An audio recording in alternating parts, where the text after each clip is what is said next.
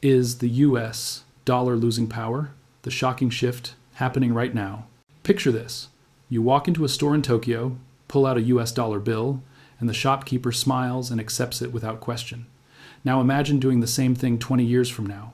Will that same smile appear? Or will they politely point you toward the currency exchange? This isn't science fiction. Something fundamental is shifting in the world of money, and it's happening faster than most people realize. The US dollar, the king of currencies for nearly 80 years, is facing a challenge unlike anything it's seen before. To understand what's changing, we need to understand what made the dollar special in the first place. After World War II, in 1944, world leaders gathered in Bretton Woods, New Hampshire, and made a historic decision. They agreed that the US dollar would become the world's reserve currency. Think of it like this. If currencies were players on a sports team, the dollar became the captain. Every other currency would measure its value against the dollar. This gave America an extraordinary advantage.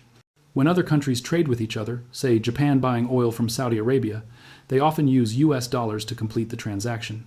This means countries around the world need to keep huge piles of dollars in their reserves, just like you might keep extra batteries at home for your TV remote. This constant demand for dollars has allowed the United States to borrow money more cheaply than any other nation and has given it enormous influence over global finance. Here's where it gets really interesting. In the 1,970 seconds, the United States made a clever deal with Saudi Arabia and other oil-producing nations. The agreement was simple but powerful. These countries would sell their oil only in US dollars. In return, America would provide military protection and support. This created what experts call the petrodollar system. Imagine you're playing a board game, and every transaction must use one specific type of game money. Everyone playing needs that money to participate. That's essentially what happened with oil and the dollar. Since every country needs oil to run factories, power vehicles, and heat homes, every country needed dollars. This single arrangement created massive global demand for American currency. Let's look at some numbers that show how dominant the dollar became. In the year 2000, roughly 71% of all foreign currency reserves held by central banks worldwide were in US dollars. Think about that. If the world's central banks were a pie, nearly 3/4 of that pie was made of dollars. The euro, which came in second place, held only about 18%. No other currency came close. For everyday transactions between countries, the dollar's dominance was even more striking. About 88% of all foreign exchange transactions involved the US dollar on one side of the trade. This means that even if two countries that don't use the dollar wanted to trade with each other, they'd often convert their currencies to dollars first, then to the other currency. It's like using English as a common language when a Spanish speaker wants to communicate with a Japanese speaker. But empires, even financial ones, don't last forever. The first real challenge came in 1999 when European nations launched the euro. 11 countries abandoned their individual currencies and adopted this new shared money. Suddenly, there was an alternative. A zone of wealthy, stable nations with a combined economy nearly as large as America's was offering a different option. Initially, many experts predicted the euro would quickly rival the dollar.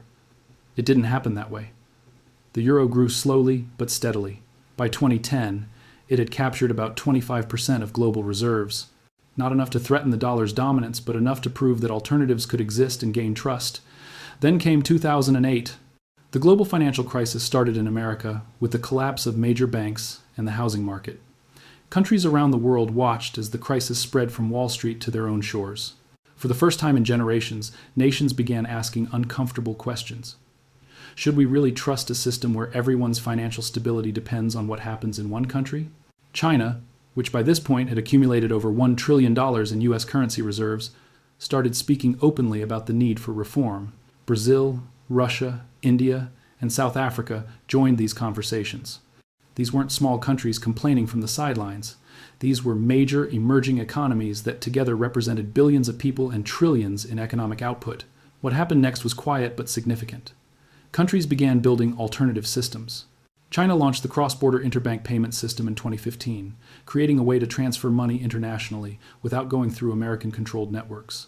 Russia developed its own payment system after facing sanctions.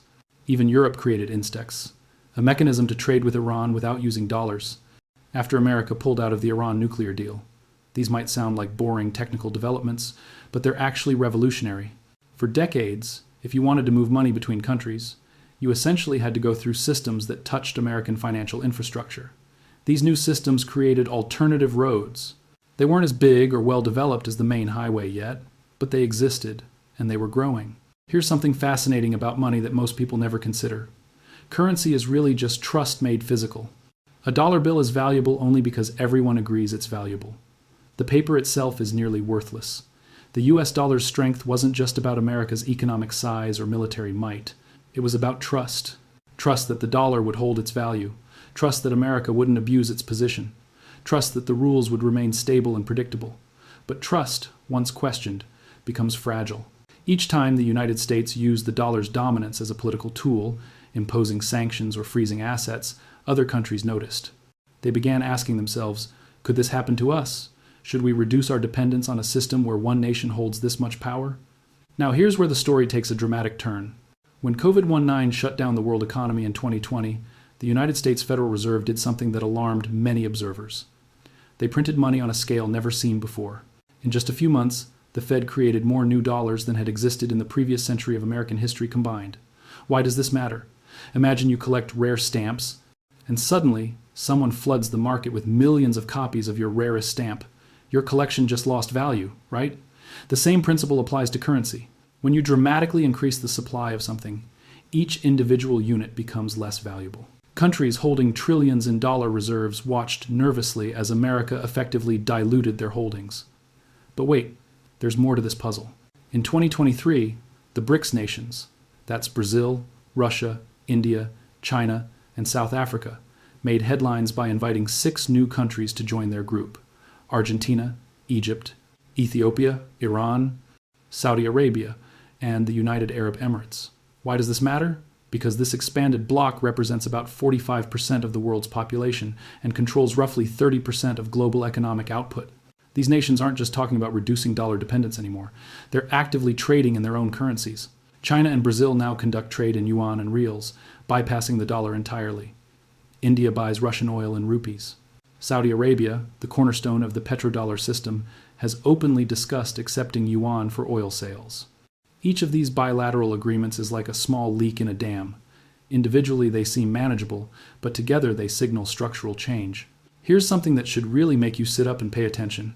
Over 90 countries are now researching or developing digital versions of their currencies, called central bank digital currencies, or CBDCs. China is furthest ahead with the digital yuan, already being tested by hundreds of millions of people. Why is this significant? Because digital currencies can be transferred instantly anywhere in the world without needing correspondent banks or clearing houses that have traditionally been dominated by dollar-based systems. It's like the difference between mailing a letter and sending an email. The infrastructure that gave the dollar its advantage is potentially becoming obsolete. China's digital yuan isn't just for domestic use. They're building it to work internationally, creating a system where countries could trade directly in digital yuan without touching the dollar. And because it's digital, the Chinese government can track every transaction, offer instant settlement, and provide incentives for its use. This isn't a replacement for the dollar yet, but it's the foundation for one. Now let's talk about something really intriguing. Central banks around the world have been buying gold at record rates. In 2022 and 2023, they purchased more gold than in any years since records began in 1950. China, Russia, India, and Turkey have been leading this gold buying spree. Why does this matter? Gold purchases signal a desire to diversify away from dollar-dependent assets. When a central bank converts dollars to gold, they're essentially saying, we want something whose value doesn't depend on American policy decisions. It's like keeping your eggs in multiple baskets instead of just one.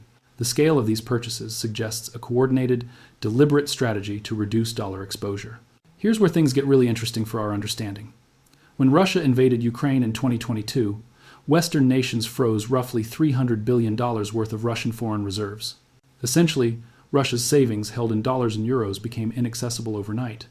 This was unprecedented. Never before had such a large amount been frozen so quickly. This action sent shockwaves through central banks worldwide.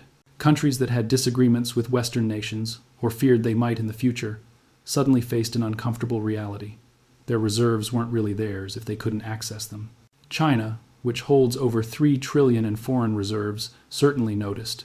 So did dozens of other nations.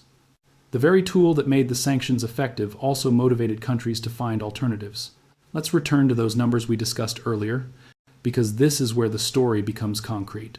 Remember how 71% of global reserves were in dollars in 2000? By 2023, that number had fallen to about 59%.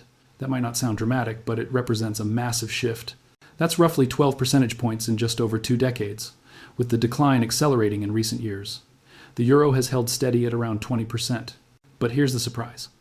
Currencies like the Chinese yuan have grown from essentially zero to about 3% of global reserves. The Australian dollar, Canadian dollar, and others have gained ground too. The dollar is still dominant, yes, but its monopoly is clearly weakening. So what does all this mean for you? Will the dollar collapse tomorrow? No. Will it disappear as an important currency? Almost certainly not.